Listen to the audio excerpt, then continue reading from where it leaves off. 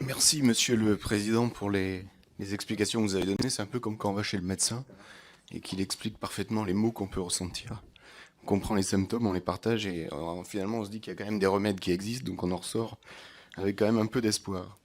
Ma question, vous l'avez effleuré tout à l'heure, portait sur les destinataires de l'application des lois, leur implication dans le processus d'évaluation, ce qu'on va appeler les différentes formes de démocratie participative. Donc vous nous signalez que c'est un outil à mobiliser avant, après. Quel est le meilleur moyen? De mon point de vue, c'est avant et après, mais j'aimerais vous entendre si c'est effectivement la bonne solution. Mais en faisant ça, ça veut dire qu'après, il va falloir revoir notre calendrier parce que l'écoute des destinataires concernés par les lois, ça prend du temps, donc il faut être en capacité de les écouter, et pour cela, de dégager du temps et de pouvoir les rencontrer.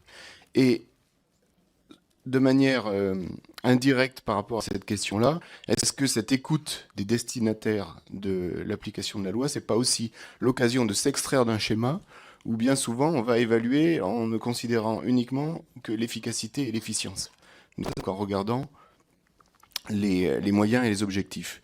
Et est-ce que l'écoute des destinataires n'est pas l'occasion de s'intéresser finalement aux impacts?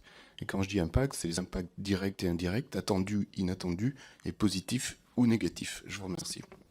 Sur votre question, monsieur le député, je crois qu'il faut confronter l'étude d'impact qui est associée à chaque texte, que probablement vous ne lisez pas, confirmez-moi que vous ne la lisez pas.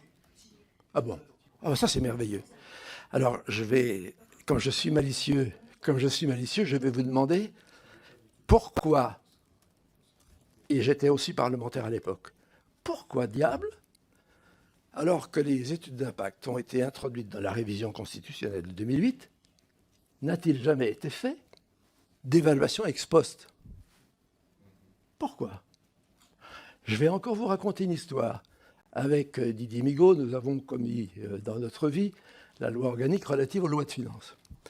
Et donc, il y avait tout le sujet de l'évaluation que vous connaissez parfaitement, et notamment des prévisions. Donc, nous avons fait le tour du monde, si j'ose dire, et nous sommes allés dans les pays scandinaves, et nous leur avons dit, nous aimerions que vous nous donniez votre sentiment sur la manière de faire des prévisions, etc.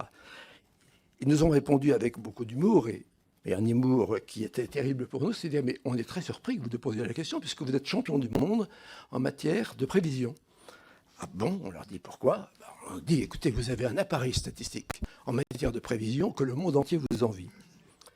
Et le type, alors nous étions heureux du compliment, mais il était tellement beau qu'on s'était dit, ça va mal finir. Et ça n'a pas manqué, car le technocrate en question nous ajoute, et finalement, vous avez une précaution qui est excellente, c'est que vous ne vérifiez jamais les hypothèses desquelles vous partez.